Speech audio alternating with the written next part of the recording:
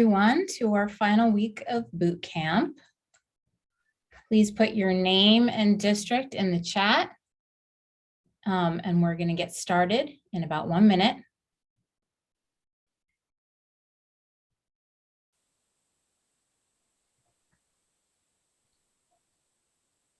If you're just joining now, please put your name and district in the chat.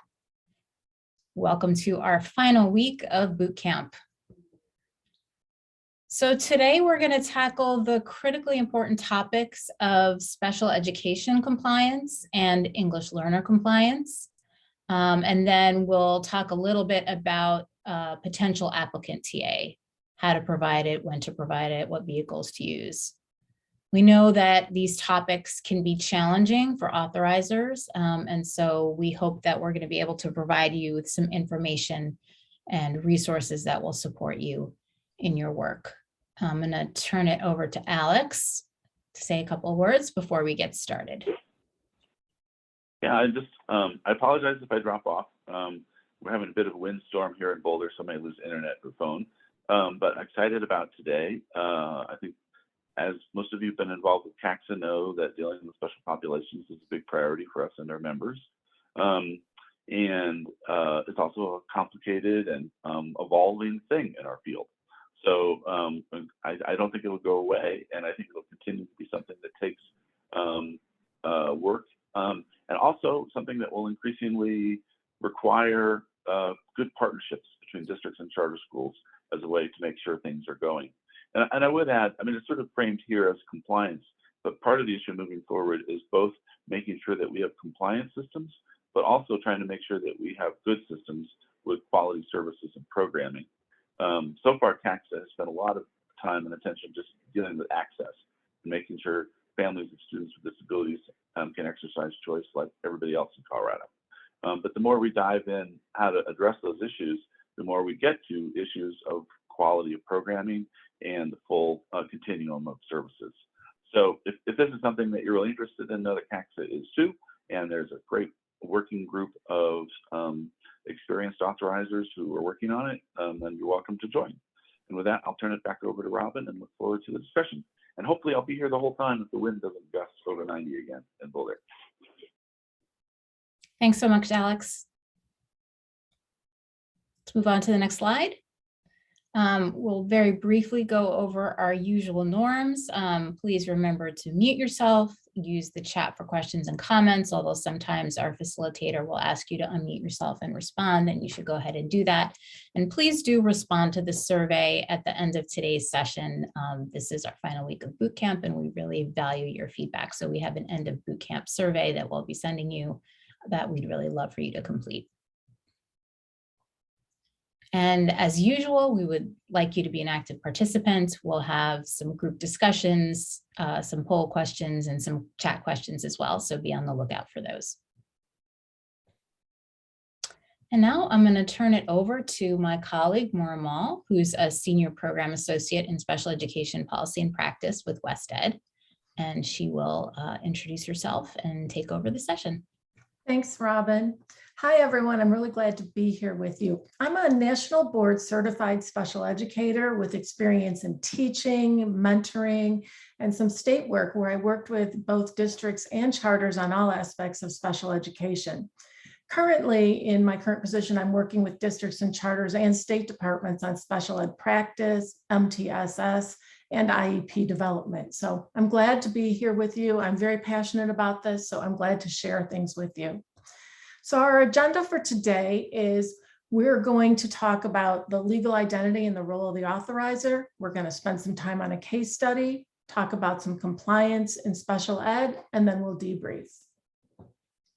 So our main objective today is that the authorizers will have a better understanding of their role in ensuring students with disabilities are served effectively during key stages of the authorization process. So during this session, we're going to cover a lot of terms and acronyms, all of which are in your handout with full definitions. And here are just a few of the terms you'll hear in this presentation repeatedly. The link to the full document will be in the chat. So Kelly's going to put that in the chat for your reference as well. So we'll spend time on these and I'm going to define them all a little bit later, but I just wanted you to get a chance to take a look at those. The role of the authorizer. A charter school's legal identity determines the role it plays in providing special education. In Colorado, the school district is the LEA for district authorized schools, and charter schools are part of the district LEA in most cases.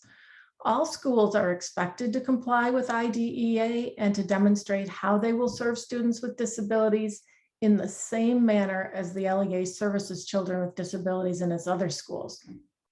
This includes providing supplementary and related services on-site at the charter school to the same extent that the LEA has a policy or practice of providing such services on the site to its other public schools. So new authorizers must understand how special education is administered and structured in their districts. Part of your responsibility is to find out who the special education director or lead is in your district and build a relationship. They will be an important resource for you. And there really are some questions that are real important to ask, thinking about who is the special education director or lead in the district. We need to think about how is funding distributed and administered, and how is responsibility for oversight shared between the Office of Special Education and the charter schools office. We're going to start today by discussing a case study regarding your role as an authorizer when it comes to special education compliance. This case study has been an example of an issue that CACSA has been dealing with this fall. So the charter schools website, we're going to talk about something that's on the website today. So all information provided on the enrollment form and/or requests for student records are for informational purposes and/or student placement. And it also says enrollment at ABC Charter is open to all students. ABC Charter School does not and shall not discriminate on the basis of race, color, religion, creed, gender, gender expression, age, national origin, ancestry, disability, marital status, sexual orientation, or military status in any of its activities or operations. So again, this is what is listed on the website. So we'll be thinking about this as we're looking through this case study and thinking about that. So the same school's enrollment form, now we're talking about the enrollment form, requests the following. Is your child currently receiving or has ever received special education services? If yes, specify the type of service below: speech and language, learning disability, emotionally disabled. Does your child have a current 504 plan? If yes, please explain. So what we're going to do together is we're going to discuss a few questions related to this case study. So we're going to first talk about, given the website language, is the language on the enrollment form permissible? Why or why not? So let's think about that, what you heard, and let's talk about that for a couple minutes.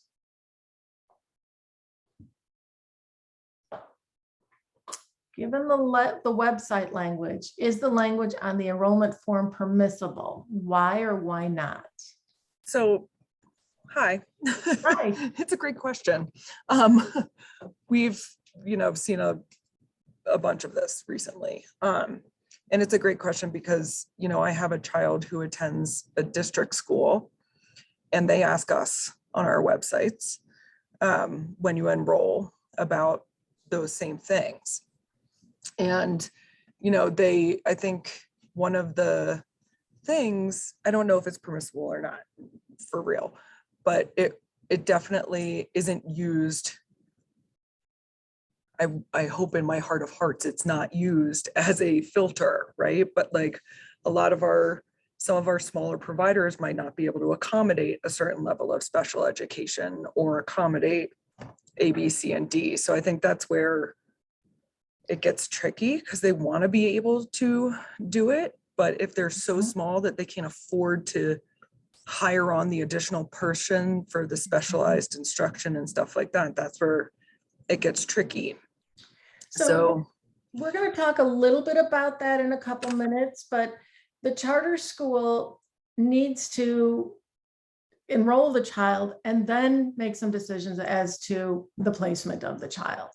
So thinking though back to the case study and thinking about the website, what should the charter school then put on their website to really kind of clarify that for folks? I can go back to that slide if you'd like to look at it. What do you think they should do a little bit differently?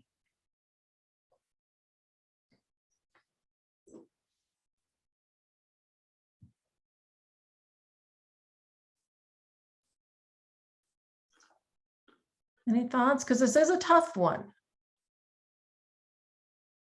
Hi. Hi. I'm thinking in the first paragraph, would it be okay to change the language where it says that student records are for informational purposes and or student placement, like take out the and or student placement piece? Because I get that it would be for informational purposes, but it seems like it could be misleading a little bit. So we'll talk a little bit about this, but the pre-admission forms or that pre-enrollment form is really needs to clarify the purpose of that, because they can't say we're going to use this form to decide on placement or if we're going to be accepting any students. So there really needs to be that description of how that enrollment form is going to be used. Because again, we can't refuse kids, but if we're going to talk about using this form, we need to talk about how we're going to use it and in what capacity. And like I said, we'll talk a little bit more about that. Any other thoughts? Because what I'm wondering is if maybe we should go into the enrollment piece and then kind of revisit this a little bit to see if we're, if we can answer these questions a little bit differently. So let's kind of talk a little bit about this. So let's take a look at the law regarding enrollment in Colorado charter schools. State and federal laws require that students have equal access to charter schools.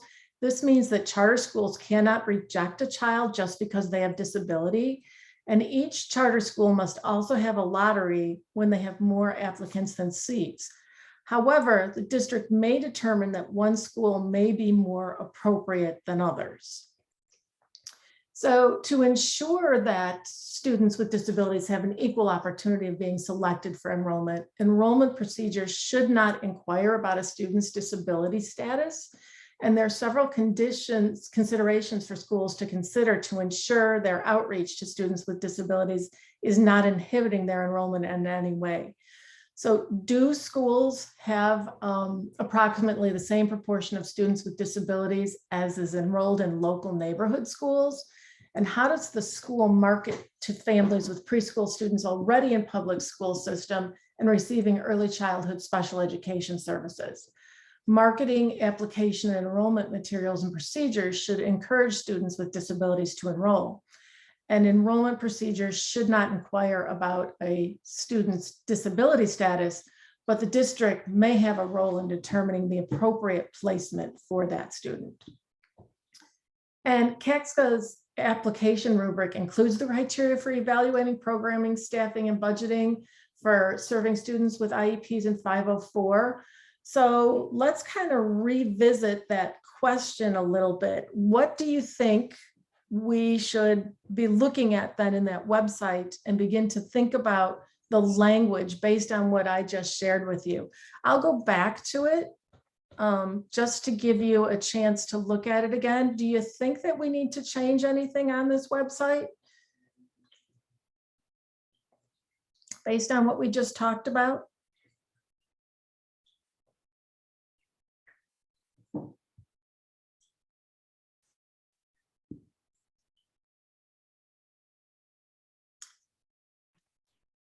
Well, one of the things to consider, and there is a resource that we've got for you, but websites need to have a concise message about the non-discrimination nature, as well as how they're committed to enrolling and providing services for students with disabilities or English learners.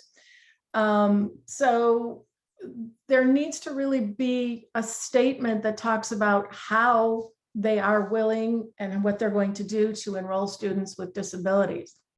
So that needs to be more spelled out.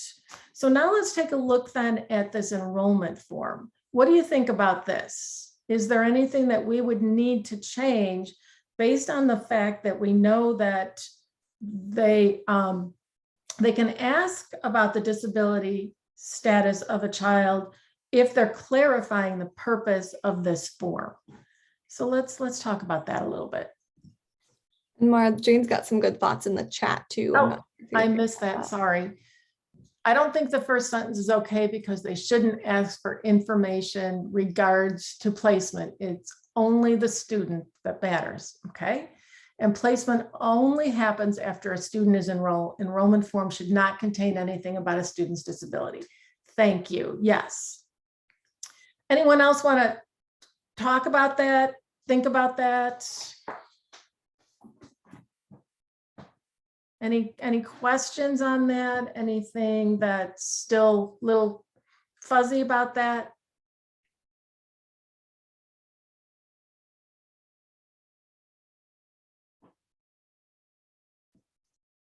Okay, well, I hope that we clarified that for you. And please let us know if we need. I'm going to kind of go through these slides again to get us where we needed to be. Okay. So let's talk now about where did we leave off here? The statutory requirements. Okay. There's several key special education compliance requirements from federal and state laws. One of them is child find, the individualized education program, or the IEP, the free appropriate public education, or what we refer to as FAPE, and the least restrictive environment, or the LRE. And we're going to review what each of these means in the next slides. The authorizer's role is to make sure that schools are complying with these requirements. So again, the authorizer's role is to ensure that schools are complying with the requirements that we review in this slide and the next few. So child find is a continuous process of public awareness activities, screening and evaluation to locate, identify, and evaluate children with disabilities who need early intervention programs or special education and related services, which is Part B. For a school-age child, grades K through 12, the charter in which the student is enrolled is accountable for those child find activities. And it's the school's responsibility to identify and evaluate students with disabilities. For infants and toddlers aged birth to 3 years, the charter school should work with Early Intervention Colorado to refer the child to the appropriate entity. For a child aged 3 to 5, the charter school should refer the child to the child's district of residence. When we're talking about evaluation, we're talking about when a student is referred for special education, it is the responsibility of the charter to ensure the evaluation process to include the development of the IEP is conducted within 60 days of parental consent. When the charter meets to discuss the possibility of the evaluation, the parent should be at the meeting. And at this time, the charter will explain the assessment process to include the specific types of assessments they'll utilize in the evaluation process. Once the evaluation is complete, the team, including the parents, will meet to determine if the child is a child with a disability, and the specific needs are determined that the child is not a child with a disability. There really aren't many times when an external evaluator is needed. A parent may request an external evaluation, but the team doesn't have to agree. However, the team must consider the external report if a parent has had an external evaluation conducted. And once the child has been receiving services, the Individuals with Disabilities Education Act requires schools to reevaluate students with IEPs at least once every 3 years. And the purpose of the reevaluation is to see if the child's needs have changed. And it's also to see if a child qualifies for special education services.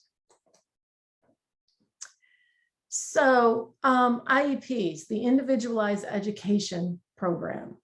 It's a legal document that must include goals developed based on the child's needs and that helps them access the general curriculum. And it describes the specially designed instruction the child will receive, as well as any related services or supplementary aids that are needed.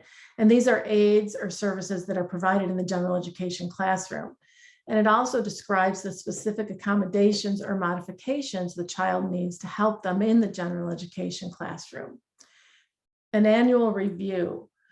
Charter schools are responsible for reviewing the students' IEPs at least annually to make sure the child is making progress. During annual review meetings, at which time the parents should be present, the team needs to discuss the child's progress and revise or update that IEP based on the student's progress to ensure the IEP is meeting the child's current needs. And this includes providing new goals, accommodations, or related services, or redesigning the specially designed instruction to meet the child's needs. Before I go into FAPE and LRE, are there any questions on the IEP before I move on?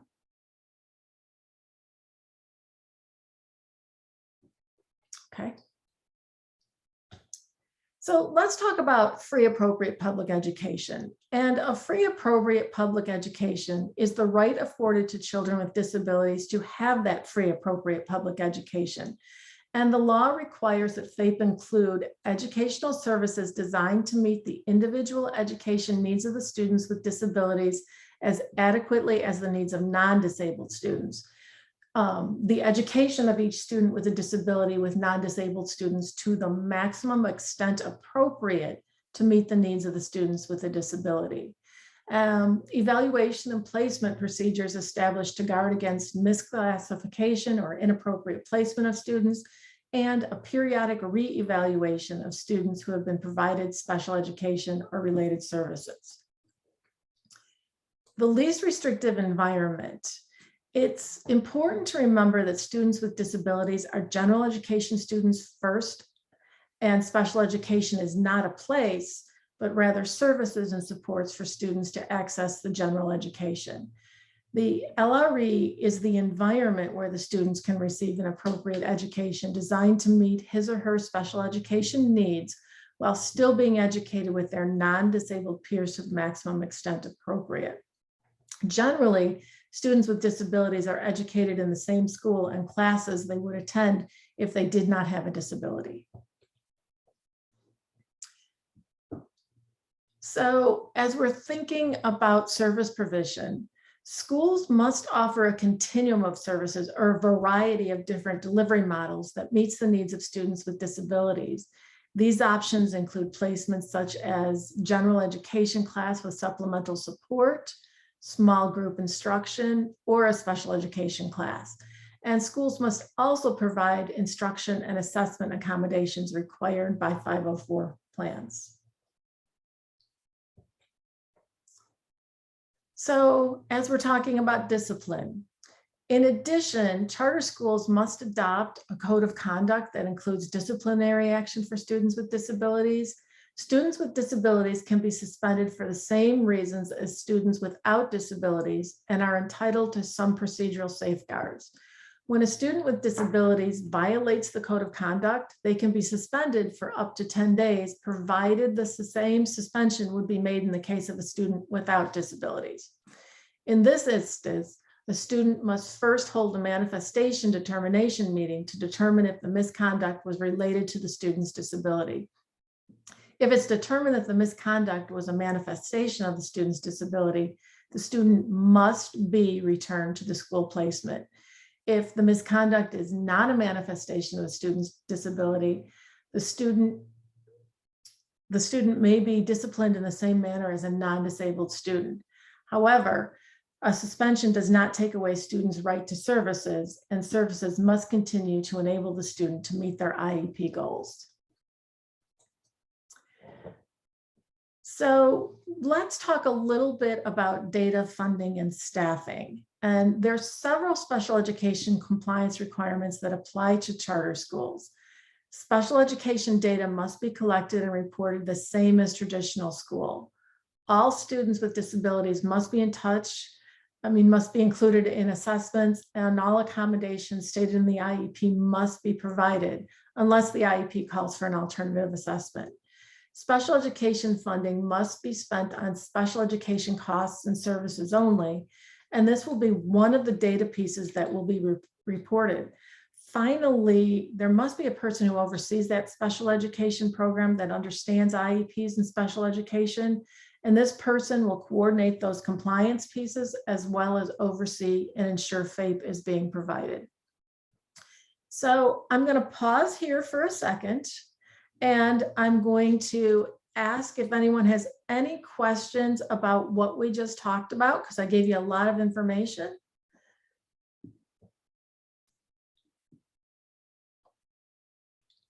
Give you a minute to process and think about that.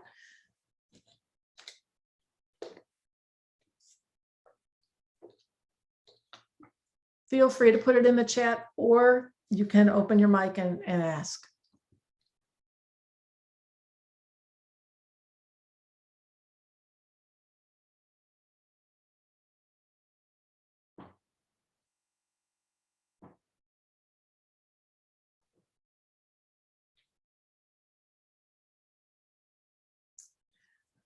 Okay, so let's move on to a different discussion and think about, oh, we've got all this oversight and monitoring. Now, what's the impact of COVID-19?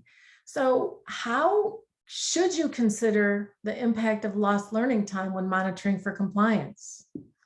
Any thoughts, any ideas on that?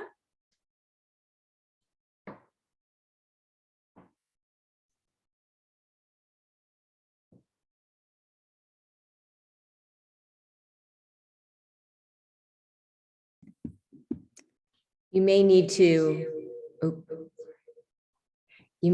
change your measure or your baseline. In fact, really a lot of the schools that I work with, I've discussed that for their universal instruction, that they may have to realign their baseline coming back from COVID, but certainly with students with disabilities, you're probably going to need to look at not just the general ed measures that they're taking in their core classes, but also what specifics are you going to measure that are highly sensitive to those specific skills and standards that you're looking at. So you might have to really think outside the box or find other assessments. Great, thank you. Others?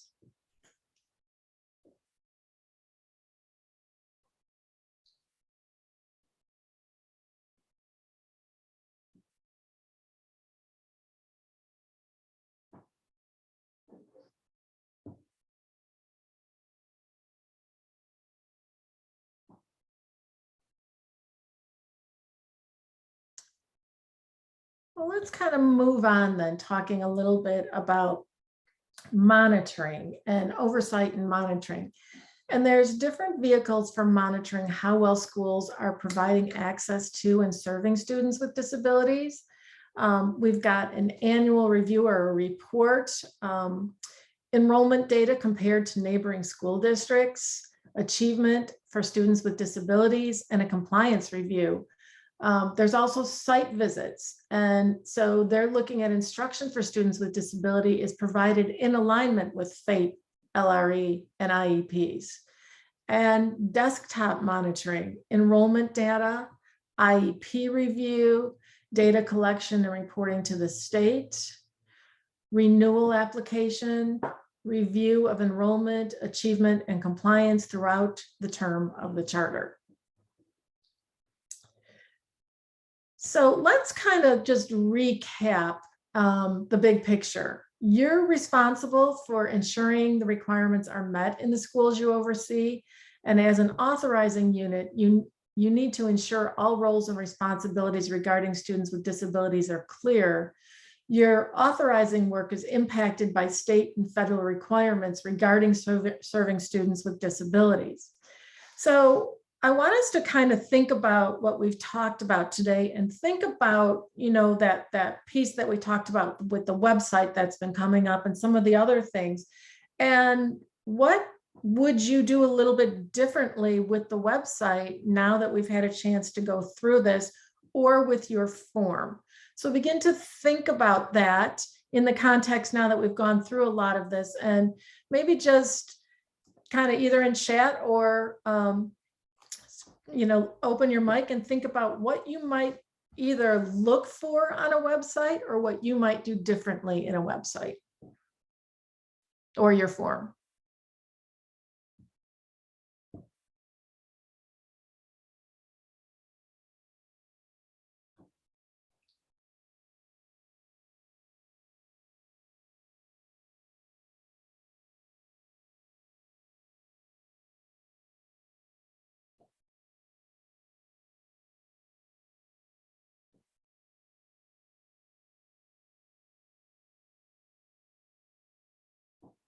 I think maybe we need some time to process that. So Or go ahead. let me just also add something.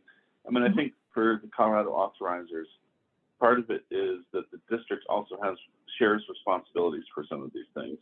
And so often, the details of how you answer some of these questions depends on how your district has set up the relationship with the charter schools.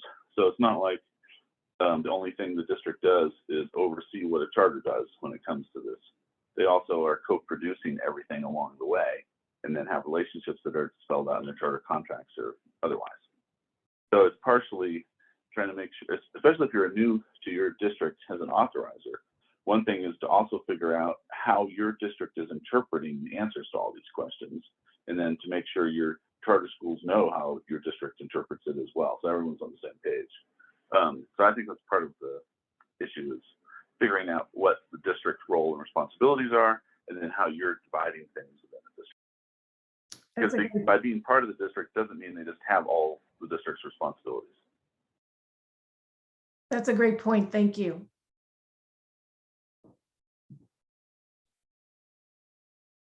All right. Any other thoughts on that?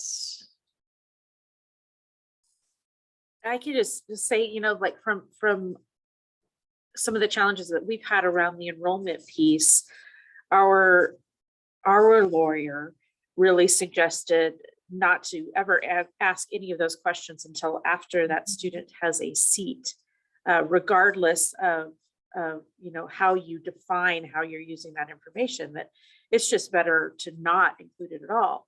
The only time we have one charter school who has a lottery system that actually gives students with a disability or students with who are English language learners a better spot in that lottery, actually. And so that's really the only time where we're allowed to ask that question, because it does actually give them a leg up in order to get into the school itself. Great, thank you. Anyone else?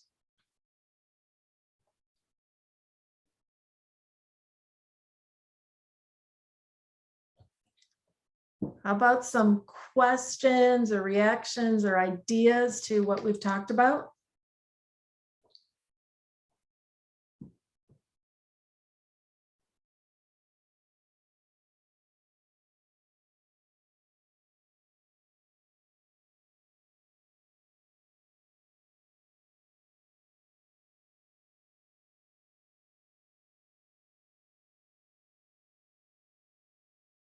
One thing I would bring up for people, that we referenced this in some of the other days of the workshops, but when any of this goes wrong, sort of the big questions is, so what's the district supposed to do?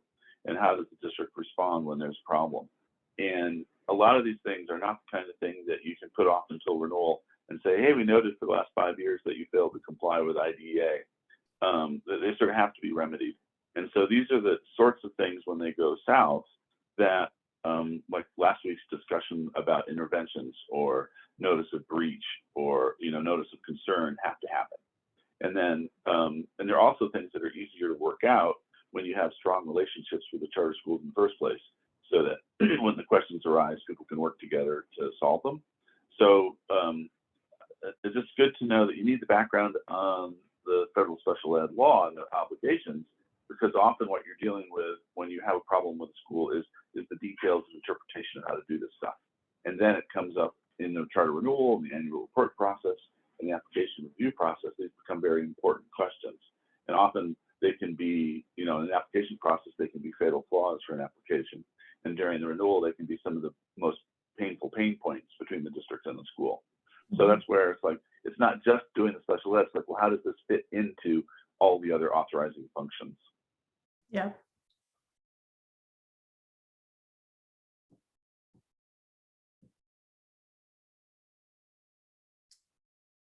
Any other thoughts, questions? I know I gave you a lot of information.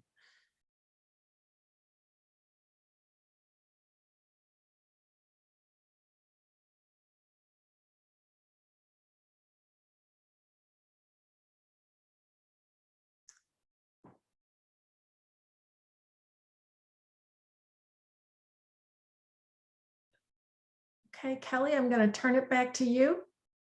Yeah, great. Thank you so much, Mara. And again, this was a lot of information, but this entire deck is in that Google folder that I put a link to in the chat, and I can drop that in there again too.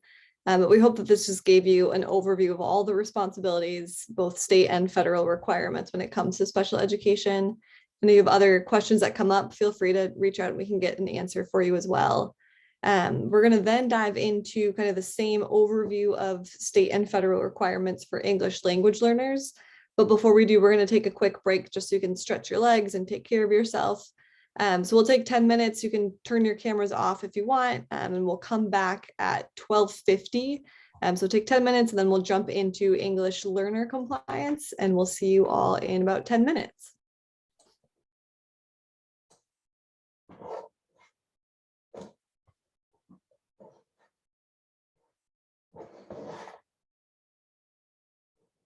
And we're really excited to bring in another expert from the West Ed team to talk about compliance for English learners in charter schools.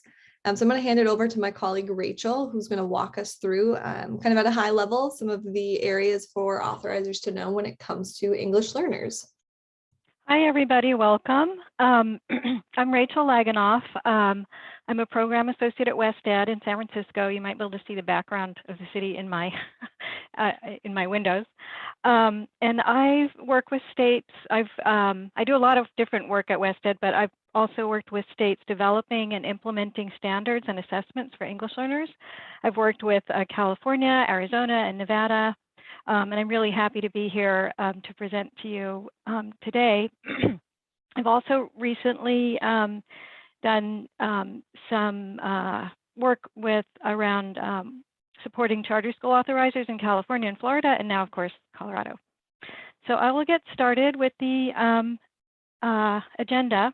So we're going to go over the role of the authorizer, have an opportunity to discuss a case study, and then go over some of the oversight and monitoring requirements and the monitoring vehicles. So our objectives today, or the objective of this session, is so that authorizers will have a better understanding of their role in ensuring English language learners are served effectively during key stages, excuse me, of the authorization process. So as a new authorizer, it is important for you to understand, excuse me, I'm having a little bit of trouble, just a sec.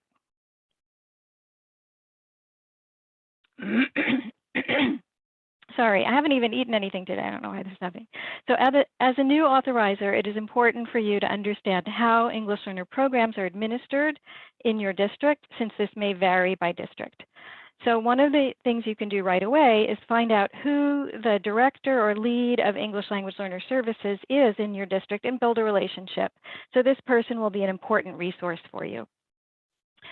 Some of the questions that are important to ask, you can see on the screen, as I said, who the director is, how is funding administered, and what's the responsibility for oversight that's shared between the lead and the charter school office. On the next slide, we'll look at some of the responsibilities of the district. And often these responsibilities may also fall to the schools. So the responsibilities of the district, you'll also see have to be implemented in the schools.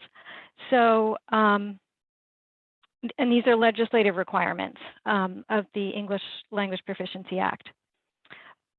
So state rules require LEAs to report and certify through the student October pupil enrollment collection the numbers and proficiency levels of English learners in the district and the number of Ls who have exited from the program. And this is, of course, after I skipped the first bullet, identifying who the English learners are according to state guidance, which we'll talk about in a bit. LEAs must also provide English learners with access to both grade level academic content and English language development programs, and these programs have to be evidence-based. Finally, LEAs must ensure that all staff who support English learners receive relevant professional development so that they're equipped to serve the English learners in their classroom. Are there any questions so far?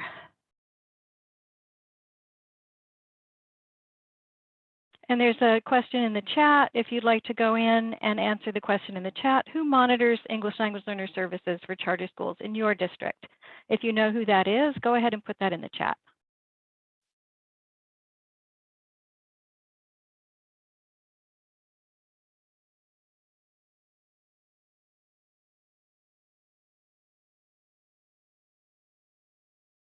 Okay, I'm not seeing anything in the chat yet. Oh, okay, I am. It just takes a while. So, okay, this CLDE coordinator, a person's name, the Office of Culturally and Linguistically Diverse Students. Okay, thank you. So are there any questions? Because we're a small group, you could just turn on your microphone and ask, or you can use the raise hand feature if you'd like. Or if you want to turn on your camera, just raise your hand in real life.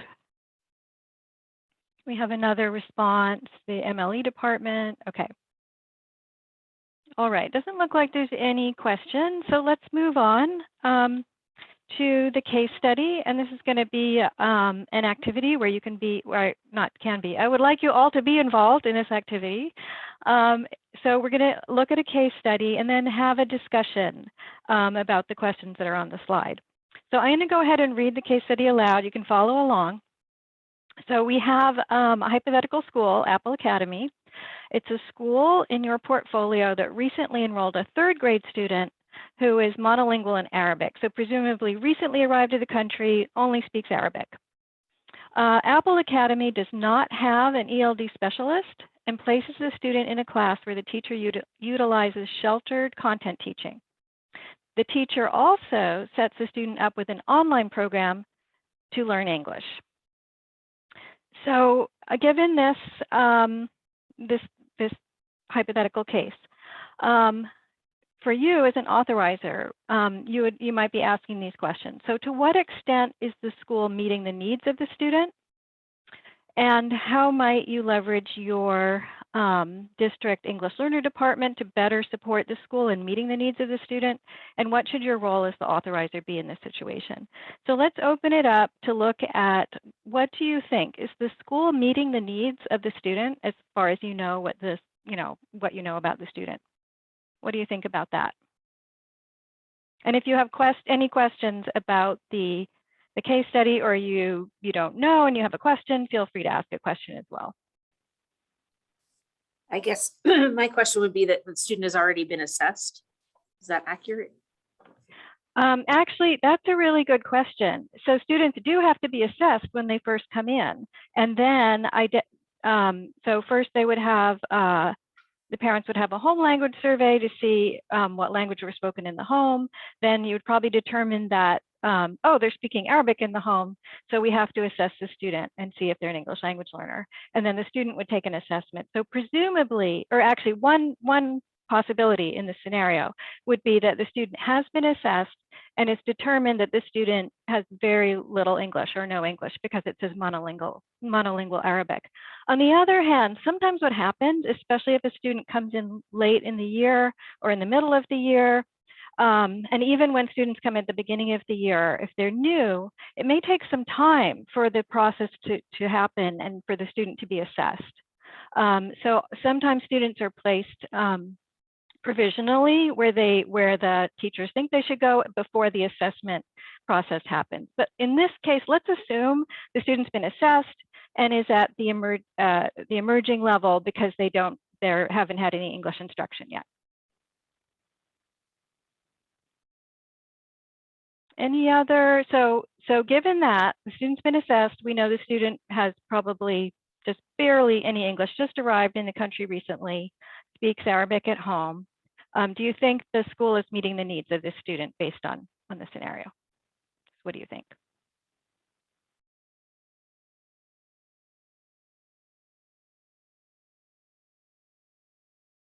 You want me to call on people? Will people volunteer?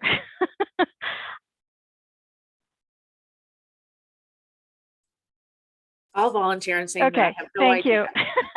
Okay, you Well, have no idea, I don't right? have Okay, enough information to know.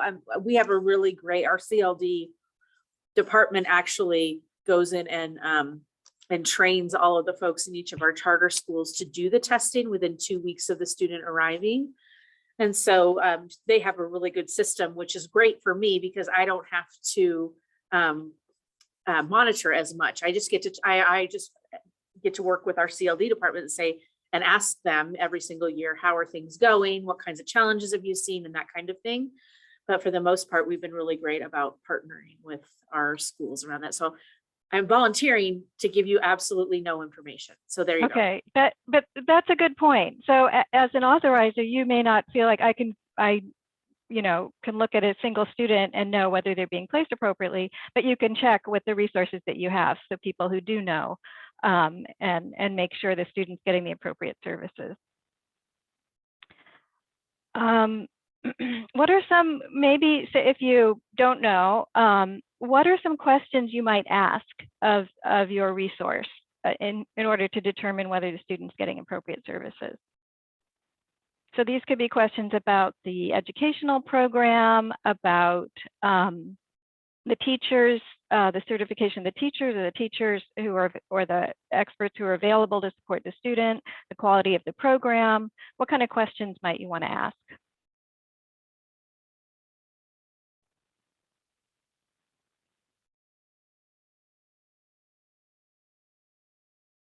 If you'd like, you can type them in the chat.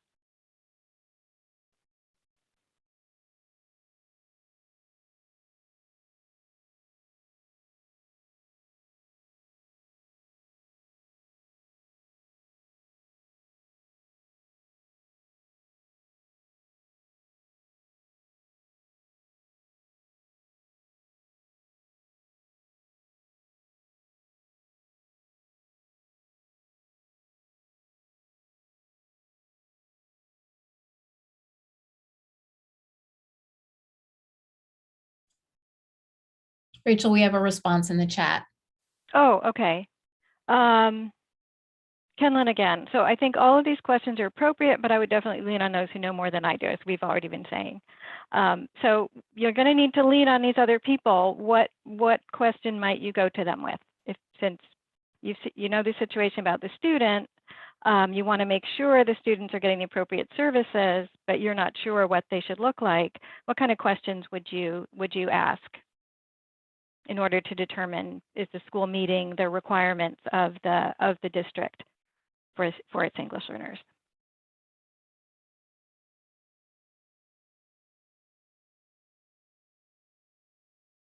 Oops, sorry. Hey, it's Alex. One of the questions I think about is clarifying between you and the people in your district, whether it's you who goes to figure this out or they go figure this out, and whether you need to know to be how to do it or whether they are doing it. And if they're doing it, how often are they doing it? And how do you know if it works or not? So I guess the first question is this my job or is this their job? And if it's their job, how do I know that they did it? Right, great. Thank you, Alex. So determining whose job it is to figure that out, but knowing that, because this is knowing that the school is supporting its English learners appropriately is one of the things you're going to be looking for in terms of the charter meeting its obligations for English learners. Yeah, definitely. And then trying to figure out, if it's not happening, then you as the authorizer are sort of the one figuring out what to do about it. But you want to have the system in the district to know that you actually have a sense of whether you can answer the question. Mm-hmm. I will say we find, just for those of you who are new to authorizing or haven't thought this through, this is one of those things when CACSA used to survey authorizers nationally, regularly the authorizer's response is, "It's not my job, I don't do this." And that's assuming a lot is going on with the rest of the district offices or the state.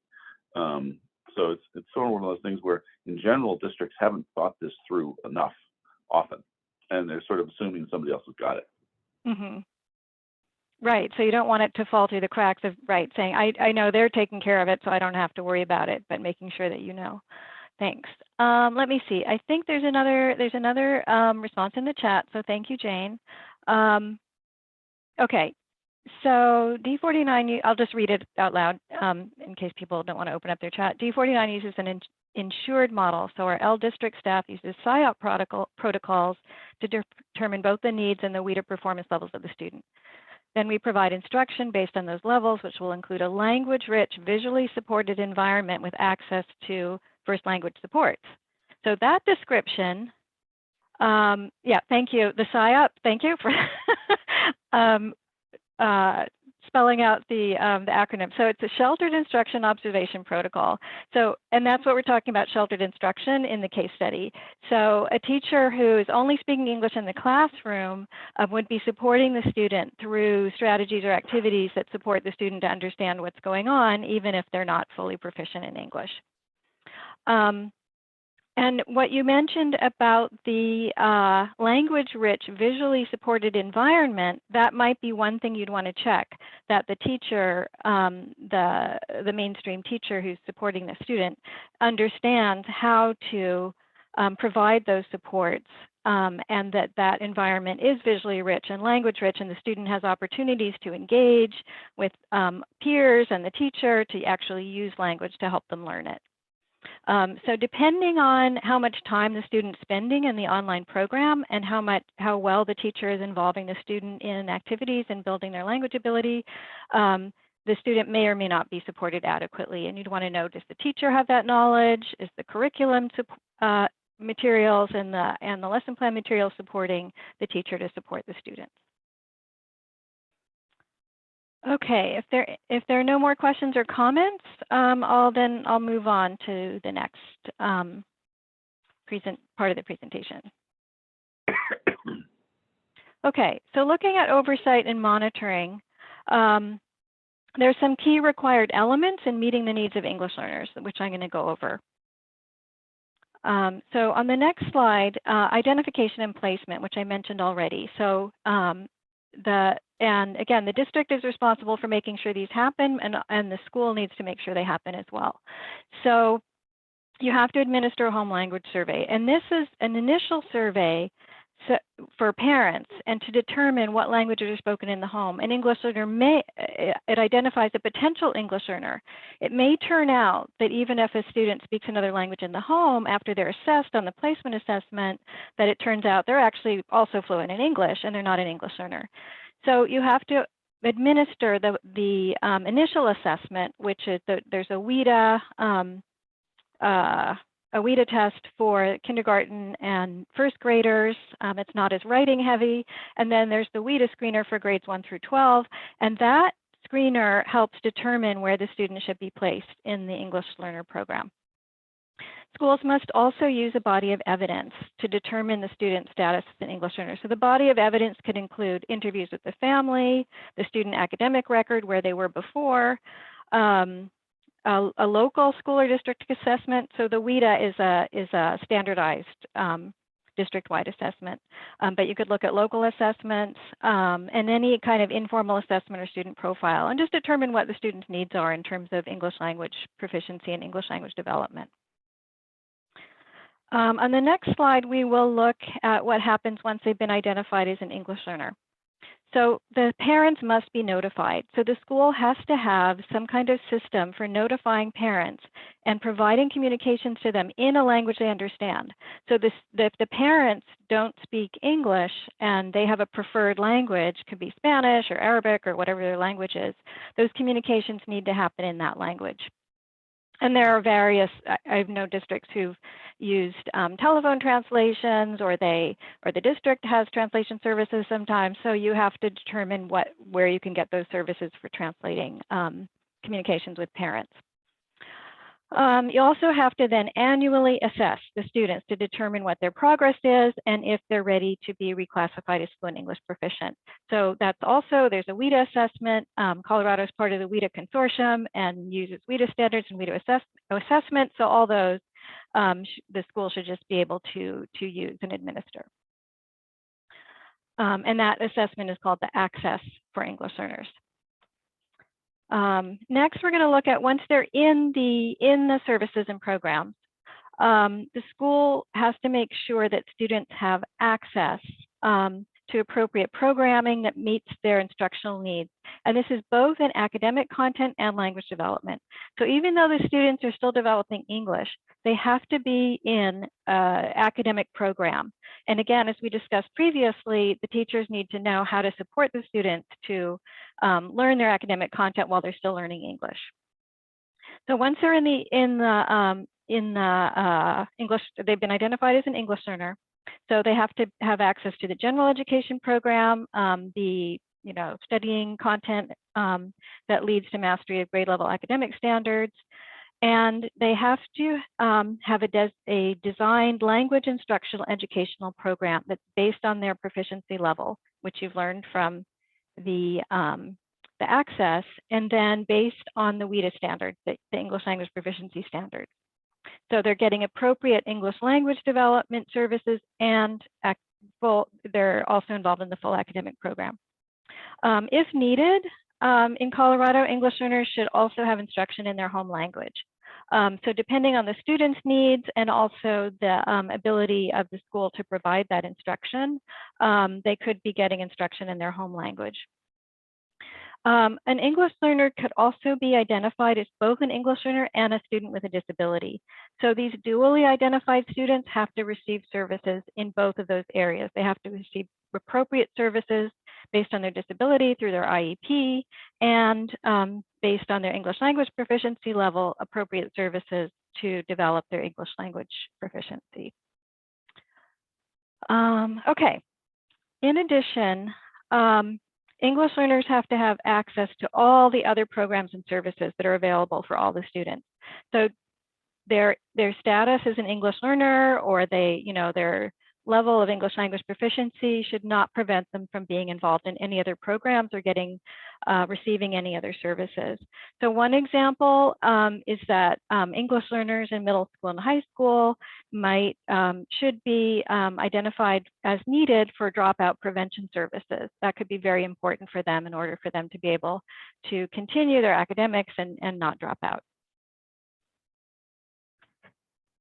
On the next slide, we'll look at redesignation and monitoring. So the student's been through the English language learner program, has developed the English language skills they need, and then you have to determine, is this student ready to continue in the academic program without receiving services for English language proficiency or English language development, or do they still need services? So you have to have a process or the school has to have a process for determining when the students have acquired a level of English language proficiency that allows them to go into the mainstream classrooms with very little support for their English language development.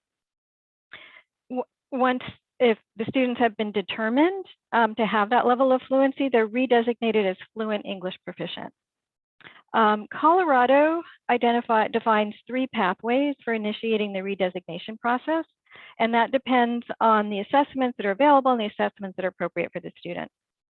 And a team at the school for English language development and the individual education program, the IEP team, are responsible for determining which of these pathways is most appropriate for English learners with disabilities. So that's because both the English learner specialist and the students with disability specialist needs to weigh in on whether an English learner with a disability is ready to be reclassified as fluent English proficient. In addition, the local education agencies must develop and implement a standardized process. So you have to the school has to confirm the student's ability to meet grade level performance expectations through a body of evidence aligned to Colorado content standards and English language proficiency standards. so that it has to be based on objective criteria and investigated and confirmed. So all of this makes sure that if a student has been designated as fluent English proficient, they really are ready to go into the mainstream program without additional supports for their English language development. On the next slide, we'll see that even though they've been determined that they're ready to go into the mainstream program, they still need to be monitored for 2 years. So sometimes what happens is students, they're fluent English proficient, but as anybody who's learned another language knows, you're always learning that language. And so there could be little gaps or things might be harder for you. So you're just monitoring to make sure the student is still able to function without those additional supports. And in some cases, the student may need the supports added back in. So that monitoring has to happen, and record of that the student's monitored and where they are continues to happen for 2 years after they've been redesignated. So that they can receive any additional services they need. Okay, we're going to have, I think it looks like we have plenty of time for, actually, no, we're a pretty small group. Do Kelly and Robin, do we want to do breakout groups or just do this as the whole group? Do this as a whole group. Okay. Small group, yeah. Yeah, okay. So we're going to look now at thinking about what kinds of evidence you would look for to monitor all of these requirements that I just discussed. So what would you look for to determine if English learners have been identified appropriately and placed appropriately into services? What kinds of evidence would you look for to make sure that they have a language instructional educational program? So that's their program for English language development, and any other program that's appropriate for them. What would you look for to determine how they were redesignated as fluent English proficient and whether the monitoring is happening? So thinking about what would you use as resources, where would you go to get these resources? This could include documents, it could include people, other data that you gather, this data system that the school is tracking the students with, student files, et cetera. I've already given you some of them, but what kinds of evidence would you look for? So let's just start with what kinds of evidence would you look for for monitoring the trajectory of the English learner? Yep, the school is meeting the requirements. You can go ahead and put that in the chat, or again, just speak up, raise your hand.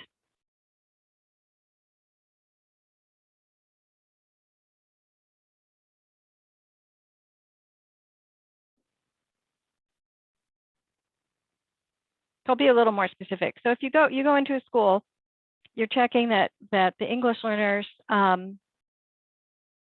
you learn that they have English learners in the school, and you want to make sure that they were identified appropriately and placed in the right services. So what would you look for to determine if that was happening at the school?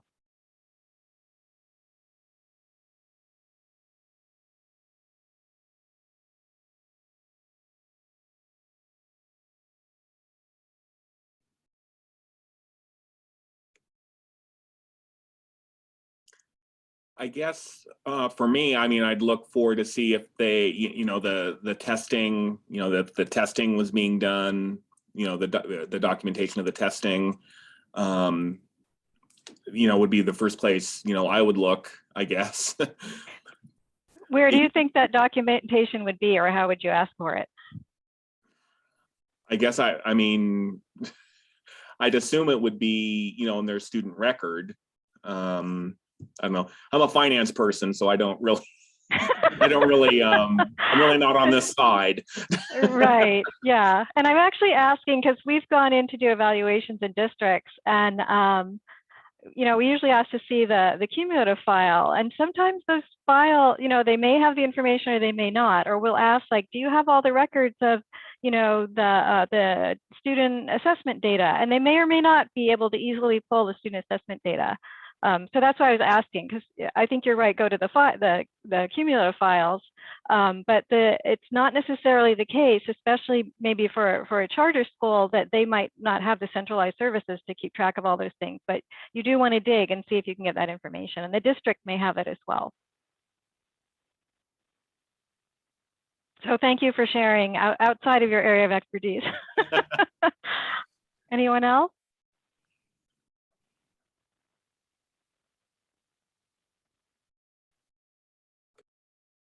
Alex, it looks like you're speaking, but I can't hear you. Oh, I was just going to say that it also can be a function of whether or not the district has the school using their information system too, or whether they've got separate systems or not, for what you can access without having to hassle them versus, you know, being able to needing to go and have them show you a piece of paper in the teacher's office, you know. So I think it depends on the context again a little bit. But again, I'm not sure. It's good. It's another key one where someone's supposed to look, and you know, when do you look, and you know, do you have it on your calendar to check regularly, and or do you have issues with the school earlier, so now you're checking it pretty often? You know, all sorts of contextual pieces to it too. Right. Thanks.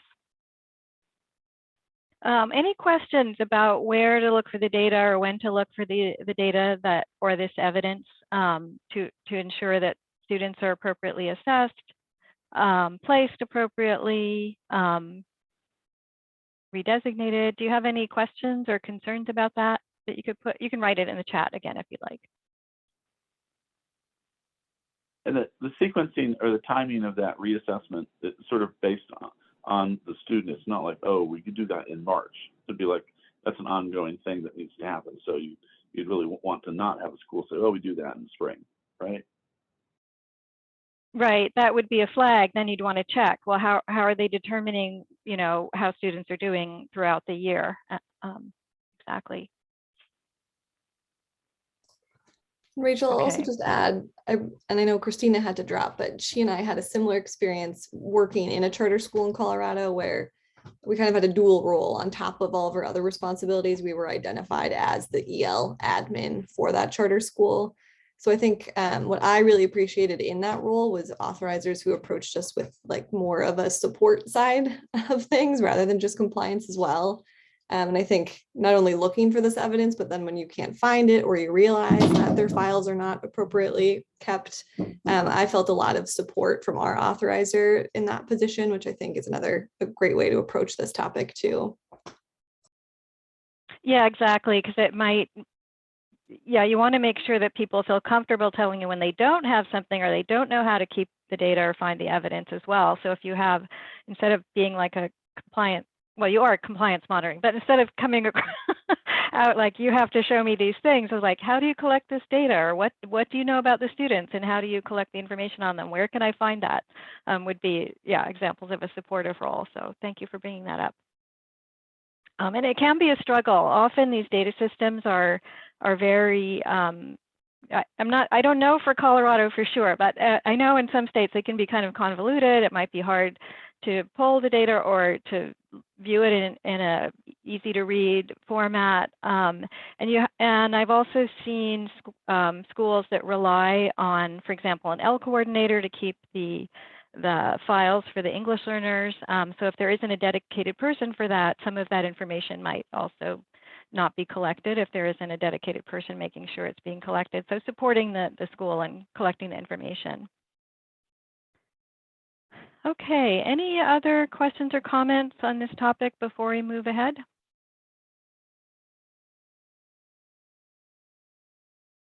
Okay, so let's move on. So in terms of compliance issues with families and parents, so I mentioned previously that communication with the parents has to happen right away.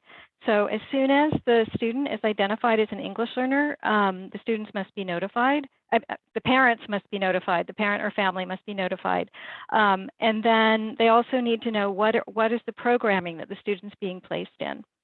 And again, this communication has to happen in a language that the parents understand.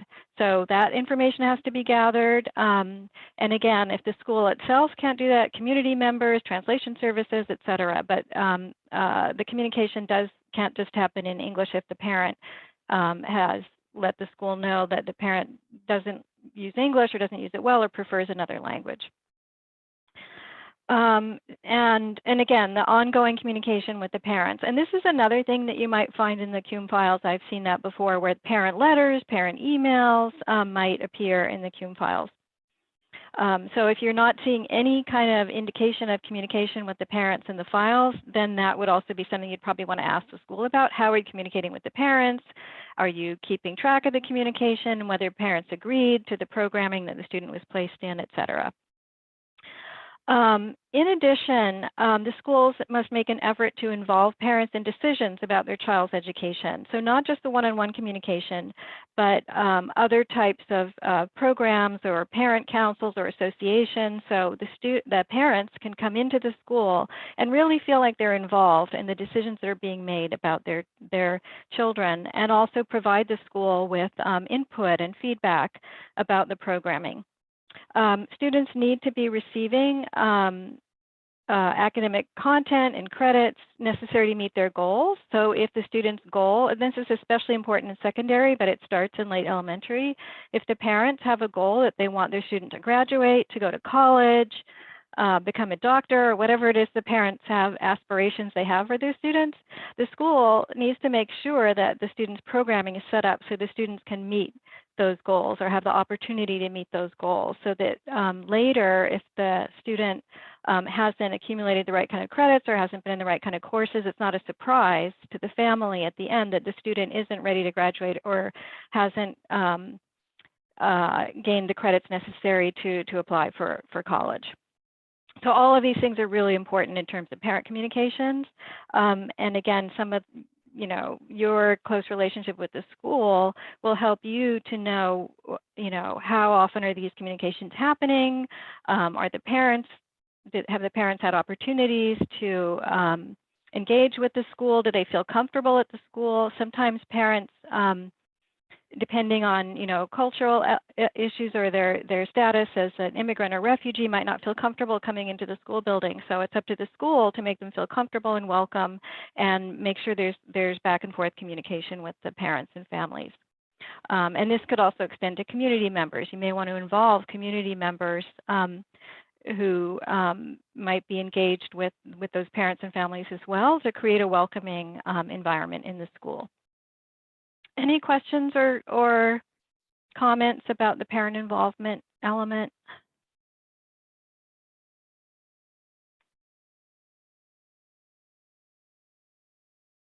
I have a question for you.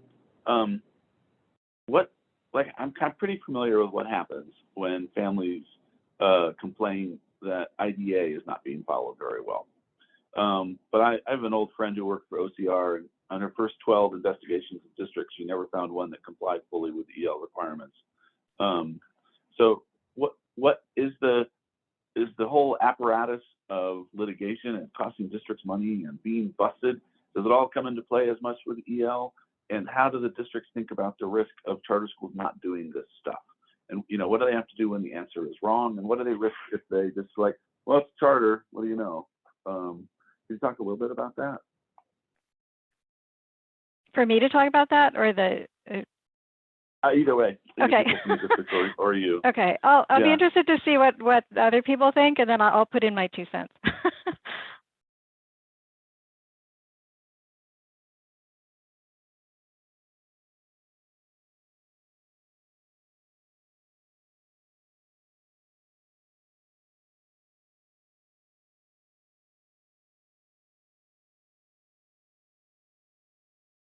So I'll go ahead and respond to that. So districts can be, they're monitored and they can be in violation of OCR, and then they often, at least in California, this is probably true everywhere, they get a big list of all of the things, the ways that they didn't comply with federal program monitoring and what they need to improve. So once a district has that, they're responsible for making sure they address all these things, and they have to take that very seriously. And it should apply to the charter schools that are also public schools. So all of those same requirements. So if you know that the district has this whole list of improvements that need to happen for English language learners, that also would fall to the charter school. And so the charter schools have some leeway in the types of programming they provide and the way they provide it, but they don't have leeway in meeting federal requirements. So again, students need to be receiving appropriate services. And those services need to be evidence-based. So if a charter school wants to provide services for English learners in a very innovative way, that's fine, as long as there's research backing it up or evidence-based practices that they can show that these types of services do help English learners. So maybe you have like a project-based charter school and you go in and it looks like it's working for everybody. It's really worth it to check, is it also supporting the English learners, and is that an evidence-based program for English learners as well? And do the parents and families know that this is the type of program their students have, and that the parents understand the type of programming the students are getting? Another element is that the teachers are certified and have the professional learning or the training or background in order to support the English learners. So that's another element of requirements, federal requirements, so that teachers have to be qualified to provide the services for English learners. So often that means they need additional professional learning services. So you would want to look if the district and/or the school is providing the appropriate professional learning that teachers need to build their capacity to support all of the students. So just those are just two examples I can think of. And some of these are things, you know, you're looking for those aspects across the board, but also keeping in mind, even if there's only a few English learners at the school, making sure that they're supported and that there are particular services for them and someone's paying attention to them is really important. Okay, then I'm not seeing any other feedback or questions in the chat. So just to finish up, there are various monitoring vehicles that you'll be using across all of the stages of monitoring the charter schools. So the annual review and report, you can look at enrollment data, achievement data for English learners, the compliance review, also site visits. This is when you can look at the CUME files, you might want to go into classrooms, you might want to talk with whoever's responsible for English learners or the principal, and just, you know, make sure English learners again are on the radar, and that, you know, there's evidence that the programs that English learners are getting are evidence-based, there's communication with families, et cetera. There's desktop monitoring for all the behind-the-scenes data. And then in the renewal application, the school should be able to describe how they're serving English learners, how they're communicating with parents, how they're identifying, placing, and redesignating English learners, et cetera. And the achievement of the English learners, how are they progressing across their English language proficiency levels? Are they improving every year? You can look at things like that. Okay, so finally, if you have any other questions or concerns, anything else, anything we didn't touch on that you wanted to find out in this session, now's your last chance. So again, you can write it in the chat or just open up your mic and ask a question.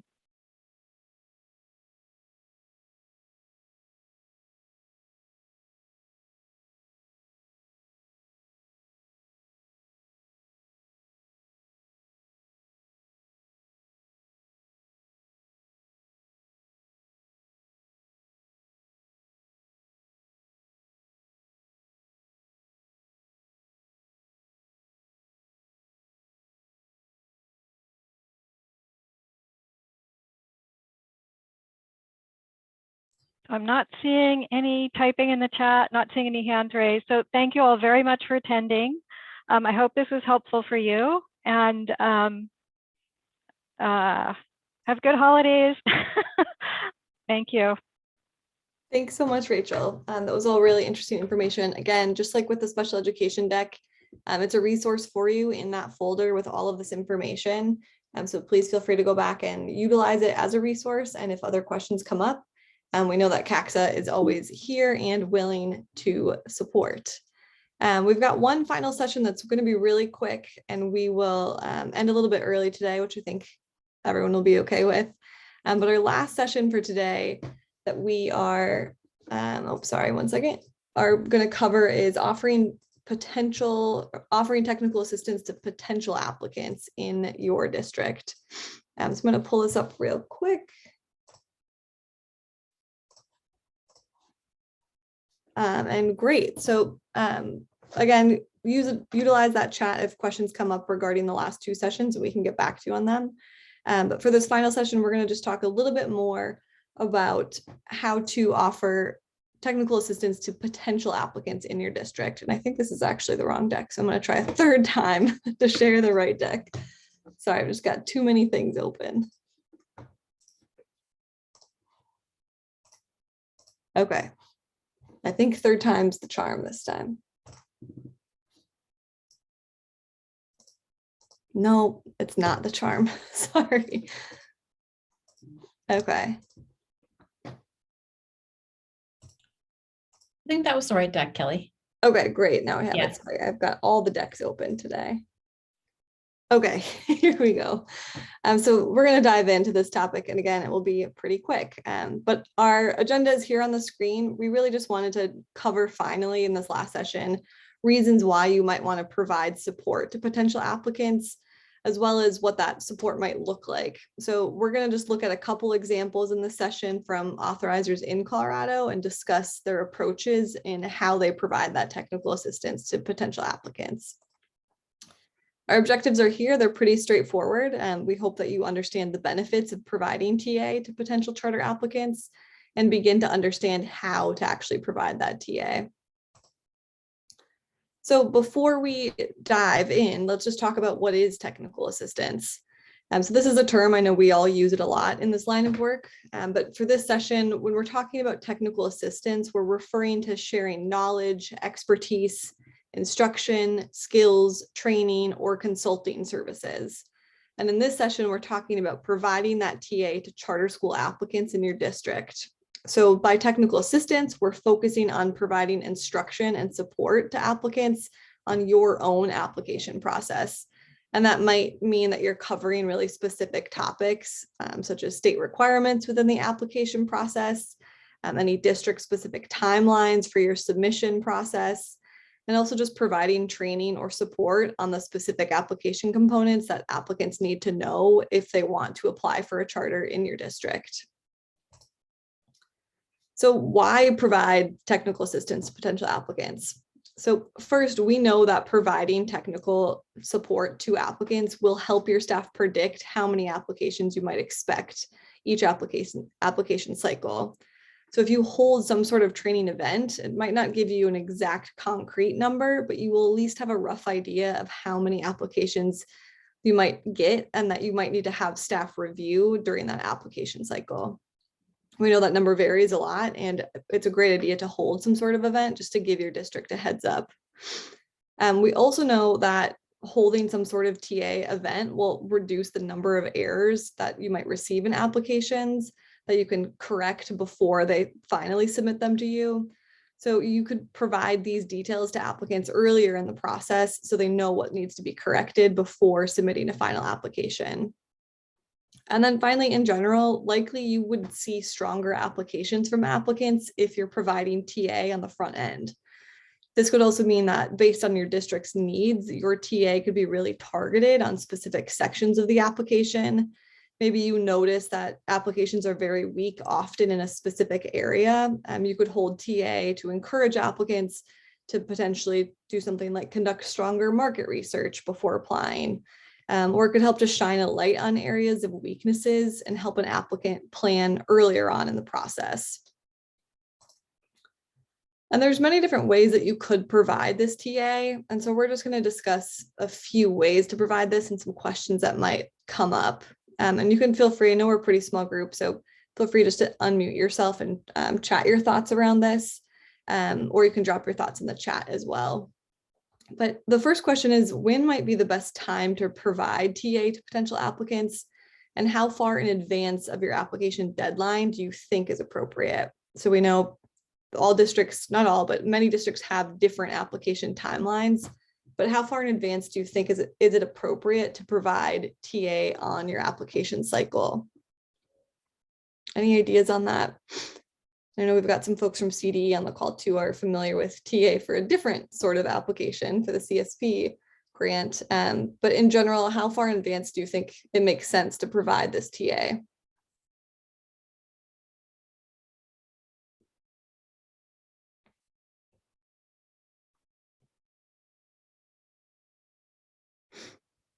And Alex, feel free to chime in your thoughts too of what Yeah, CACSA I was gonna add too, early is good, in large part too. Also, you think even if you're, whenever you do it, oftentimes the result is they figure out they're not ready. And so it turns into being a year earlier than they thought it was. And because they're not going to apply that round after they get some TA and figure out how far they are from the target. But I do think sooner is better. And I do think people are thinking about their charter application for a while before they sort of formalize the idea that they're moving forward. And so you're going to have people who have just a concept who want to talk to you, and you can have people that are 80% of the way towards writing their proposal that are going to want to talk to you. So I think being open to it throughout is good, especially, for the people on this boot camp are often coming from small districts that don't have applications every year. And so they might not have had one for a long time. So it may not make sense to convene a TA, but you want to make sure you've got posted somewhere that people know who the contact is and that you're available to provide it to that group when they show up. So it's different for a Jeffco or Dougco or DPS with multiple applicants every year, as opposed to the smaller ones who haven't had one for a couple of years, but they hear there's a group and they want to make sure they know they can help. Yeah, But I think I vote earlier myself. So. Yeah, I think that's a great idea. And I know that CACSA does a great job of working with districts to kind of have that pipeline data of who you might think. I know DPS has a long list of who they think might apply in many years to come. But I think that's a great point for some of our smaller folks in those districts to maybe it's not even an event, but it's just a name or a contact so that applicants know who to reach out to. It's beneficial to both you and that applicant. And I would add too, I know that the districts are sometimes like they don't think it's their job to make an application be strong. So that's in some respects true. And other districts are like, well, it's not even my job to get them from being unable to apply to being able to apply. If they weren't able to apply on their own, then they have no business, right? So there's philosophical things going on in districts about how much to provide. But I think the advice is really sound, that you are better off knowing, having contact with them, talking about the details, answering their questions, than you are, giving a cold shoulder and waiting for the application to come because you're afraid you're somehow enabling a weak applicant to be better. So you certainly, when you provide the TA, you're going to want the details of how much you give them. You don't want to write their application for them, but you do want to make sure they understand the questions they're answering.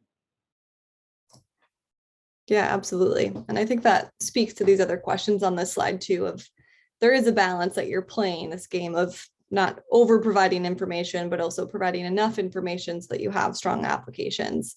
And the end goal of providing this TA should be that you have strong applications that result in strong schools that are serving students. Kind of ties back to that session we had on mission and vision, where we're all in this work because we believe students should have an excellent education, and this TA is still connected or should be connected to the mission and vision of your authorizing office as well. So let's talk a little bit then about some of the areas that this TA should cover, kind of to this point of providing enough information, but not hand-holding too much. In Colorado in general, this TA should, again, just give applicants an overview of your district. It could also include any specific needs that you have within your district, such as maybe you have a need for certain types of schools or an area of focused programming that you are looking for applicants in. Other areas of TA could be more of a detailed overview of a model application. You could go over the rubric that's used to score applications.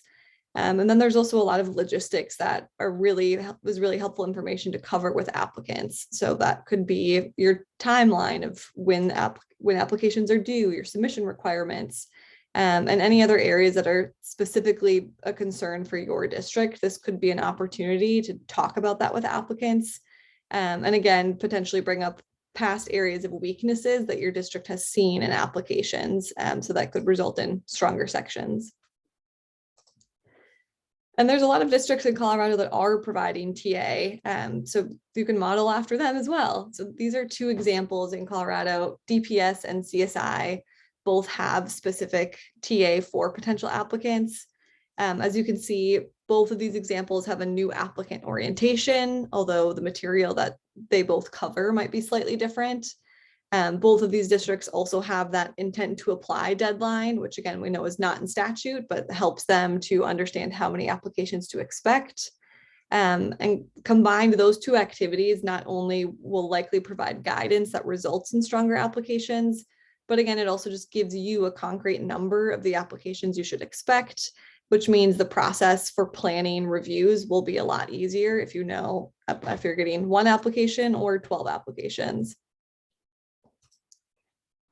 And there are additional organizations in Colorado besides districts that you can also direct applicants for support to. These are just 2 examples. So we know the Colorado League of Charter Schools and CDE both offer some other sources of TA.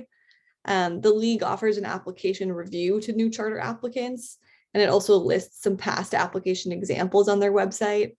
And then CDE historically has hosted an annual boot camp for new charter applicants, which covers a variety of topics. And could be a great place to direct new applicants to, especially if they're at more of that very beginning stage of just thinking about an idea they have. That CDE bootcamp is a great place to send folks. And Alex mentioned there's a new contact person at the league, so we can correct that in this deck and make sure that's reflected in your resource folder as well. And that's it for this session. Like I said, it was going to be quick, but we hope that this just helped you gain a bit of an understanding of why to provide TA to potential applicants and how it could not only help you as a district authorizer, but also help open strong schools in the long run. And that's the end of boot camp for the last 6 weeks. I know we've covered a ton of information over the last 6 weeks. It's been so great to have everybody join us, and your feedback has been great. I'm going to pass it over to my colleague, Robin, to kind of close us out and then give some time to Alex for a final few words as well. Thanks, Kelly. We just wanted to thank all of you for participating, and those of you who have come week after week. We really appreciate your taking the time. We know that you're incredibly busy and that your jobs are incredibly challenging, especially right now. And so we hope you've really gotten something out of these sessions. And more than that, we hope that you have resources to go back to and you know where to turn to when you have questions that come up. And I'm going to turn it over to Alex to close us out. Yeah, and I will just offer a few words of thanks for everybody from WestEd, from the team for developing all this material and for facilitating the discussions these past 6 weeks. And a big thanks to everybody who's been participating, both the experienced authorizers and the new ones learning. I think it's been a learning experience for everybody. We really are looking forward to feedback. So I do encourage people to respond to the survey. I'll send a note out afterwards, and we'll debrief this at the next quarterly or monthly meeting of authorizers, because we'd like to, continue to provide this and figure out how to make it better and more successful next year and make it even more useful. And I will say, I recognize that there's a lot to go at, and it's definitely like 6 different fire hose sessions with the information. And we look forward to figuring out ways to and having the opportunity to meet face to face and be able to talk this through, over tables and at happy hour afterwards to get into more details in person. But I really do appreciate everybody for their engagement in it thus far, and look forward to more work with you and work with WestEd. Thanks a lot to everybody. I think with that, we'll wrap it up and close. Thanks. Thank you. Thanks Bye, all. everybody.